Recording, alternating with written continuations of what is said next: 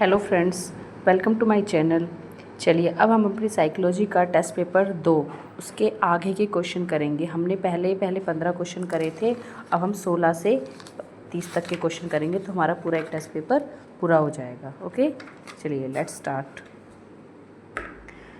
16 से शुरू करते हैं। नंबर 16, एक विद्यार्थी जो परीक्षा में असफल हो जाता है वह परीक्षक को दोष देता है और इस प्रकार की रक्षा युक्ति कहलाती है। पर क्या कहलाती है इस प्रकार की रक्षा युक्ति? देखिए,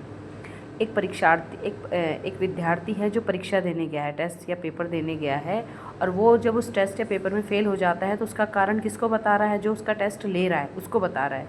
बताइए, ये तो कोई प्रॉब्लम नहीं हुई, ठीक है, ये तो कोई प्रॉब्लम नहीं है असफल होने की, ठीक है, लेकिन फिर भी वो उसको प्रॉब्लम बता रहा है। किसके ऊपर दोष धर रहा है? टीचर के ऊपर दोष धर रहा है। तो इस तरीके की जो युक्ति होती है वो क्या होती है? प्रक्षेपण। प्रक्षेपण मतलब प्रोजेक्शन, इसको बोलते हैं। देखिए, ये लिख रहा है इंग्लिश में प्रोजेक्शन, ठीक है।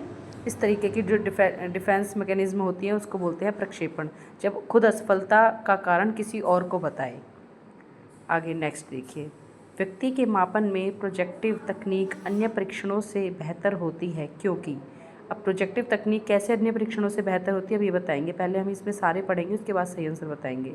नंबर 1, उन्हें सहज रूप से प्रशासित किया जा सकता है। नंबर 2, ये सांख्यिकीय विश्लेषण के लिए उपयुक्त है। नंबर 3, परीक्षार्थियों को नहीं पता कि वह अपने विचारों और भावनाओं को प्रकट कर रहा है। नंबर 4, परीक्षण के परिणाम तत्काल उपलब्ध होते हैं। तो इसका सही आंसर होगा, परीक्षार्थी को नहीं पता कि वह अपने विचारों और भावनाओं को प्रकट कर रहा है। किसमें नहीं पता परीक्षार्थी को? व्यक्तित्व के मापन में प्रोजेक्टिव तकनीक अन्य परीक्षणों से बेहतर होती है। देखिए, जब हम कोई प्रोजेक्ट बनाते हैं तो परीक्षार्थी को क्या पता, जब एक बच्चे को अगर प्रोजेक्ट दिया गया है तो उसको वो अपने तरीके से बनाएगा, उसमें वो अपने विचार डालेगा, अपनी भावनाएं डालेगा, लेकिन वो ये समझ के नहीं डाल रहा है उसमें अपने विचार भावनाओं कि कोई सामने वाला मुझे इस चीज़ में पहचान पाएगा। नहीं, वो सिर्फ़ और सिर्फ अपने उन विचारों से अपने प्रोजेक्ट को बेहतरीन बनाना चाहता है। समझ में आई? इसलिए इसका जो सही आंसर होगा, परीक्षार्थी को नहीं पता कि वह अपने विचार और भावनाओं को प्रकट कर रहा है, लेकिन क्या होता है उसको खुद को तो नहीं पता रहता, लेकिन वो सच में ही अपने प्रोजेक्ट को बनाने में इन सब चीज़ों को यूज़ करता है, ठीक है। नेक्स्ट क्वेश्चन देखिए, किशोरों के नैतिक विकास के लिए सबसे महत्वपूर्ण कारक है स्वयं आदर्श प्रस्तुत करें। तो किशोरों के लिए सबसे महत्वपूर्ण कारक क्या होगा? जिसमें वो स्वयं आदर्श प्रस्तुत करते हैं।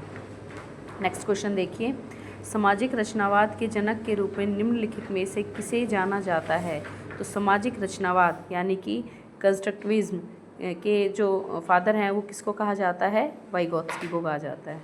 नेक्स्ट क्वेश्चन, अधिगम के संबंध में यह कथन असत्य है। तो सही आंसर देख लेते हैं, कौन सा सत्य है?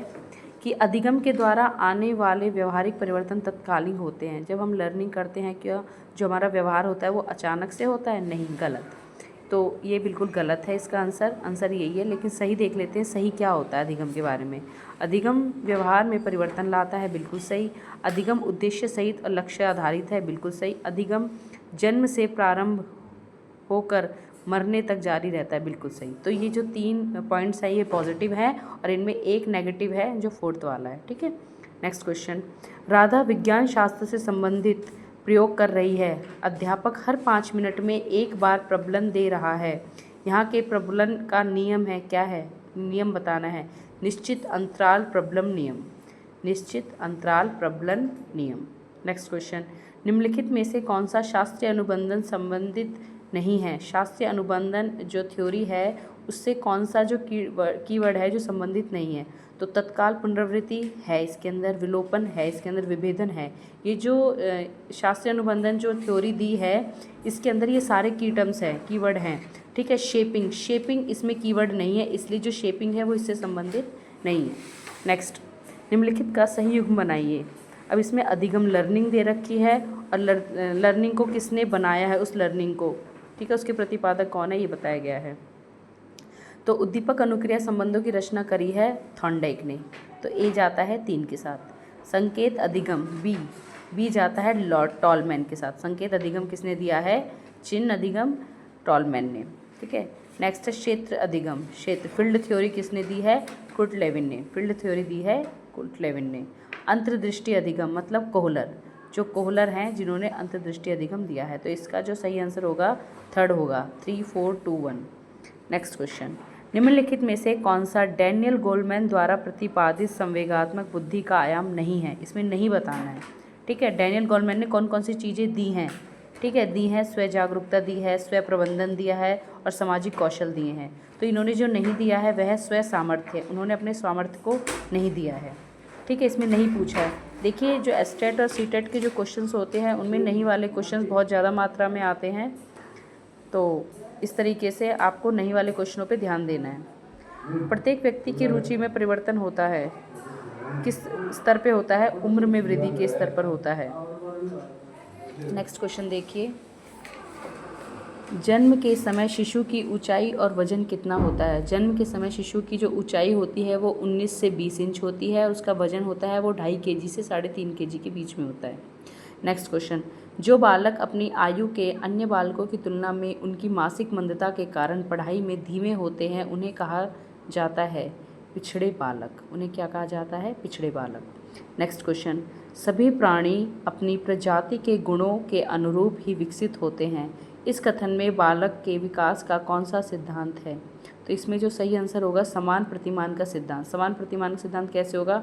देखिए कोई भी प्रजाति है वो समान होती है, तो इसमें गुण, अब समान प्रजाति है तो गुण भी सब में एक जैसे ही होंगे, सभी के क्या होंगे? सभी के 2 हाथ होंगे, 2 पैर होंगे, 2 आँखें होंगी, ठीक है। जो इंसान रूप जो होता है वो गुणों के रूप में सभी के समान होगा।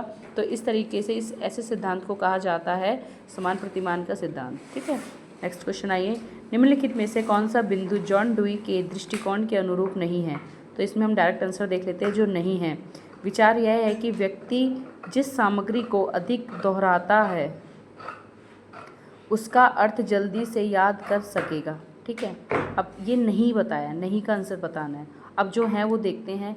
बच्चा एक सक्रिय अधिगम करता है जो एक निष्क्रिय प्रेक्षक नहीं है, बिल्कुल सही, वो सक्रिय है, हर चीज़ में क्या होता है? बिल्कुल सक्रिय रहता है, तैयार रहता है। नेक्स्ट क्वेश्चन, नेक्स्ट पॉइंट, मनुष्य हैंड्स ऑन दृष्टिकोण से अधिगम करता है। हैंड्स ऑन मतलब अपने क्रिया करके देखता है। नेक्स्ट पॉइंट, अधिगम प्रासंगिक और व्यवहारिक होना चाहिए, ना कि केवल निष्क्रिय और सैद्धांतिक, बिल्कुल सही।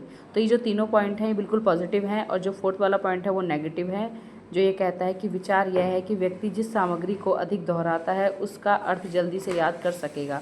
ऐसा कुछ नहीं है, रटने से ही चीज़ें याद नहीं होती, ये बिल्कुल गलत है। नेक्स्ट क्वेश्चन, गतिक कौशलों में अधिगम निर्योग्यता कहलाती है। तो गतिक कौशल ऐसे, इसमें कौन से स्किल्स पूछे हैं? ऐसे स्किल जो हमारे जैसे चलने फिरने में जो प्रॉब्लम आती है हमारी बॉडी में जिन अंगों से, ऐसी बीमारी को क्या बोलते हैं? ऐसी बीमारी को बोलते हैं डिस्प्रेक्सिया। तो लेट्स स्टार्ट। अब हमारे ये 30 क्वेश्चंस पूरे हो चुके हैं। अब हम जो करेंगे नेक्स्ट क्वेश्चन पेपर को करेंगे नेक्स्ट वीडियो में। Okay, thank you.